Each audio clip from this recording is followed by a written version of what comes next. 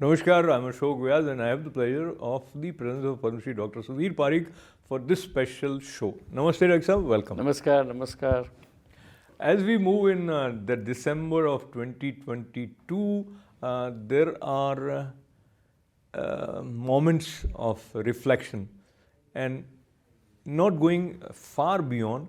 But recently there has been a great news which is good for the medical fraternity. So talk to me about the achievement of Dr. Ravi Parikh.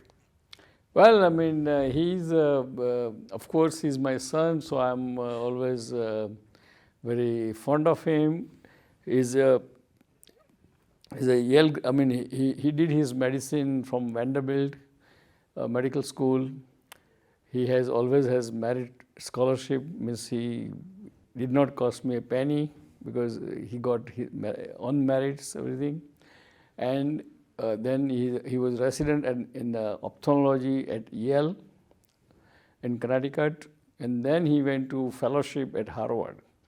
So he is well-rounded, well-educated, plus he has lot of sense of philanthropy, because when he was doing the residency, he spent 3 months in Nigeria and did a study on the malaria and also helped the people in the Nigeria. Then when he was in the college, he spent almost 3 months in rural area of India and did primary health care under the leadership of there is a big primary health care center near Pune. He did that, and and now he is also honorary member of one NGO called Orbit Ophthalmologist. It means these are the ophthalmologists. They have 747 jumbo plane with the completely equipped with the operating theaters and ICUs and everything in the plane. Wow. And they go to the country like African countries, Asian countries, poor countries, including even India. They land the plane on the tarmac on the airport, and they do the free surgery there. And he is one of the volunteers, honorary faculty member of that NGO. Apart from them, he is a very successful retina specialist, retina specialty. He is in private practice, and also he has written a lot of articles published in their best journal called Ophthalmology, and now he is appointed as the director of director of the Department of Ophthalmology at NYU to teach the student, fellows, and even faculty members to certain angle of ophthalmology. So I think at age 34, I think he is quite accomplished, and I'm very proud of him. Absolutely. Recently also he was awarded for... And that's why, because of his visionary work, he awarded as a visionary ophthalmologist of the year.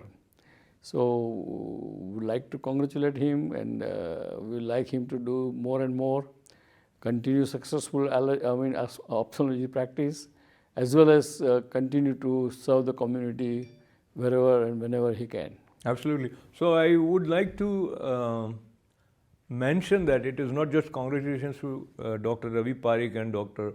Sudhir Parikh. It is congratulations for all the Indian American community members, as well as those of us who love humanity and rooted in the spirit of Bharat. Now coming towards Bharat with the vision, while we talk about Vasudhaiva Kutumbakam, the charges which Ukrainian foreign minister is labeling on India is that you are getting benefit out of our suffering by buying oil from Russia. This has been a bone of contention between America and India, and now how do you see in what way India can make its position clear and overall? Well, I mean, what India is doing is it's legal, legitimate. I mean, nothing is wrong in it, but the perception is wrong. Because when people are dying in Ukraine, people are suffering in Ukraine, millions of people migrated or left the Ukraine because of the uncalled war without any fault of the Ukrainian people. I think its optic looks bad that we are taking advantage of cheap oil. And I think somehow probably it's not illegal, it's legitimate to do, but probably we could have done without it. Because sometime in the world you have to stand with the majority, because when in the future if we need some help, then people may think twice to help us. So what you are saying is something parallel to what one reporter asked one of the minister actually in UK. But he said our prime responsibility is for Indian citizens, and if we end up in a situation where our prices go skyrocket and overall economy is not so. So anyway, but another reference which Ukrainian Foreign Minister Mr. Kuleba made was the way India mentions war in Ukraine. He says actually it is Russian aggression against Ukraine. So even there also they were questioning India. Well, again, probably India's neutral position is welcome actually, because somebody has to be neutral in order to end such conflict, right? So that way India is doing the right thing. And India is neutral because India's dependency on the Russia for its military hardware. But at the same time, even though remains neutral is fine, but I think we should not, our optic or perception should be maintained differently. And our comments should be done little differently. We should not carry it away, and because see, the world is different, right? And it may have a subsequent kind of percussion in United Nations. If somebody brings any complaint against us, then and we need help, we may not get it. Actually, I mean, it's a theoretical, hypothetical thing. So this is something where people see differently, and what you are saying is one way, and they say now this is new India and it has its own attitude and it is ready to assert itself, and that is the kind of... No, but assertion is one thing and diplomacy is another thing. If we are economically powerful, we are kind of a world leader, and that gives you more responsibility to keep your perception in the right angle, because at the end of the day, perception is reality. So I'll repeat this, or rather I'll underline that perception is reality. Is that true? I will leave that for you to decide. But talking about perception and the news and the fake news. So recently one leader, national spokesperson of Trinamool Congress, Mr. Saket Gokhale, was arrested because he tweeted, and that turned out to be a fake news, that by visit of Prime Minister Modi to Morbi, where that unfortunate bridge collapse took place, Gujarat government ended up spending 30 crore rupees, though the victims were compensated up to 5 crore rupees, which turned out to be a fake news, and then he's arrested. Your response to these kind of developments where one political party tries to malign another party's leaders even if they need to create some fake narrative?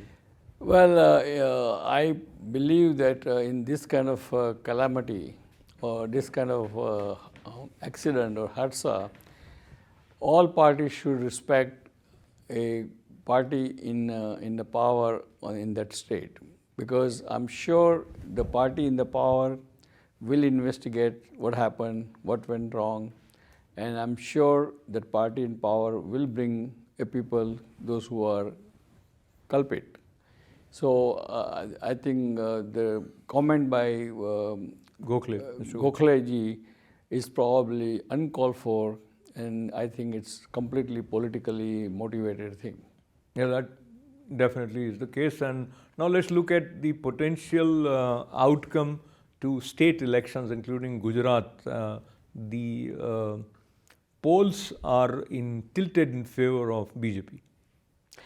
I think in Gujarat, definitely BJP will win. How many seats? It's very hard to say right now. When when the machines will open on 8th, we'll know. But BJP definitely will will win and will form the government. That for sure.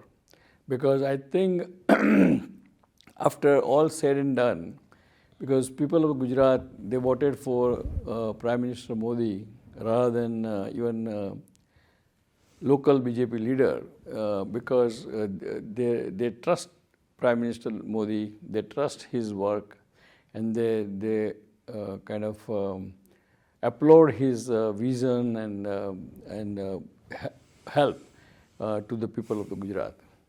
So overall, what goes in favor of Prime Minister Modi also comes as a form of criticism for BJP as well as Prime Minister Modi, that when you are putting so much, as they say, all the eggs in one basket, so all trust centered towards one leader, then it's probably not healthy for the party and for the nation also. Is that the feeling you also get? Yeah, I think that feeling I hear from all the political experts, that for anything, if you put all eggs in one basket, as it says, there is a saying that they don't put all your eggs in one basket, because that's not good for a person who is leading, because he can do only, every human being can do up to certain extent. And number two, always there has to be some contingency plan in case they need some other secondary level of the leadership. So who would you consider responsible for it? If we just focus on Narendra Bhai, as you also refer to him, so he's doing more than what you can expect from one human being. Yes. So where else lies the responsibility? No, well, I think responsibility lies with the probably other BJP leaders, because they are depending upon so much with the Narendra Bhai that even any election, whether it is Lok Sabha election, Raj Sabha election, or Vidhan Sabha election, or Nagar Palika election, or Panchayat election, they have to depend on the Narendra Bhai's name. And that is, in a way, is good because it's working good, but we don't know what is its far-reaching consequences for the party. Absolutely. And talking about the far-reaching consequences, and we have seen in politics most of the time when leaders took the step of, call it a Rath Yatra, or like walking and mingling with common men, which Rahul Gandhi, referring to his yatra as Bharat Jodo Yatra, is doing. Do you see it is creating some positive vibes for Congress? It bound to create, whenever somebody does this kind of large project and widespread project, there is always criticism for that, and there is always some positivity out of it. Because as you can see, anytime, even Mahatma Gandhi did Dandi Kunch, I mean, that was it came out positive. I mean, that time it was, people were laughing that why this person is asking to boycott the salt.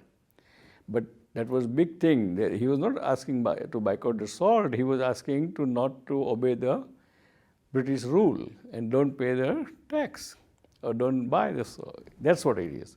So I think this kind of thing always gives positive results as well as negative results. I mean, there are always some negativity there to it too.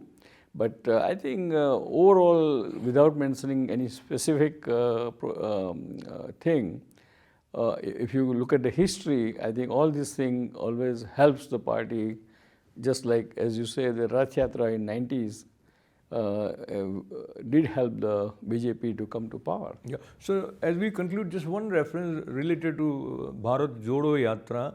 There were several instances where he was criticized. Recently in Maharashtra, while he questioned the integrity of Veer Savarkar, and he said that the apology letter, and that created a lot of reaction, and people brought to light that Mahatma Gandhiji also said, "You are obedient servant to the British." So, do you see this actually moving towards unifying India, Bharat Jodo, or rather the polarization continues?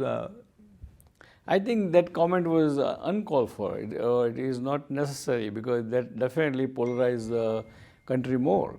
Because then those who are believing in Veer Savarkar rightfully may not get kind of insulted, and therefore I think that kind of comment should be avoided if you are a national leader. Doesn't matter which party you belong to. Absolutely. And with Padma Shri Dr. Sudhir Parikh, now time to hear his concluding remarks. And what he mentions reminds me that we should carefully choose what we say, where we are saying, and what we are saying makes a lot of difference. So, your parting words from today's show. Well, dear friends, as we all know that in the public life, all leaders should be very careful what they say, what they mean, as well as what they criticize. Because in public life, you have to be very your words or your sentences has to be balanced and has to be in favor of benefit of the community at large. And after saying that kind of message, I would say that God bless America, God bless India, God bless Indian American, and we'll see you next week. Till then, goodbye.